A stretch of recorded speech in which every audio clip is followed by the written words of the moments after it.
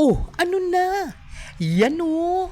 Dahil sa naulan at malamig ang panahon, pinagtatalunan ng pamangkin ko at ate ko kung anong gusto nilang ulam. Ang ate ko ay gusto ay pinakbet, ang pamangkin ko na may gusto ay munggo. E di, pagsamahin ko na lang. Yan o. Umpisahan natin sa pagpapakulo ng munggo, guys. Ang gagamitin natin o ang gamit naming kinagisnan ay ang buong munggo para talupan ito at ang munggo ay dapat labo para mas masarap. Yan o. Pag naalis na ang talop o pag natalupan na, pwede nang gisahin.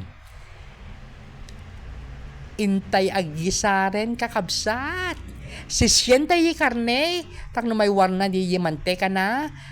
Tapos umpisahan natin sa bawang, sibuyas at kamatis, lagyan ng paminta, ilagay ang natalupang munggo, lagyan ng bagoong, takpan, palambutin. Yan no!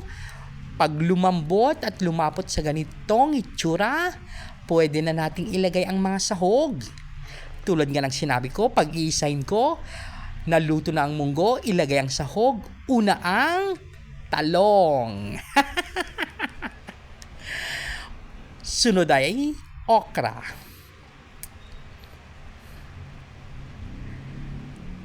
Pagkalagay ng okra, guys, pwede ko nang ilagay ang ampalaya. Yan na o. Pakuluin, palambutin ang gulay. Tulad nga ng sinabi ko, pinagsama ko ang pinakbet at munggo. Yan na o. Pwede rin namang mga ibang gulay. Tulad ng mga dahon-dahon na gusto nyo. Yan na o. Ang pinagsamang pakbet at munggo. Di ba't ang sarap? Yan o.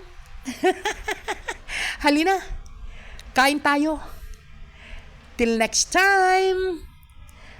Bye.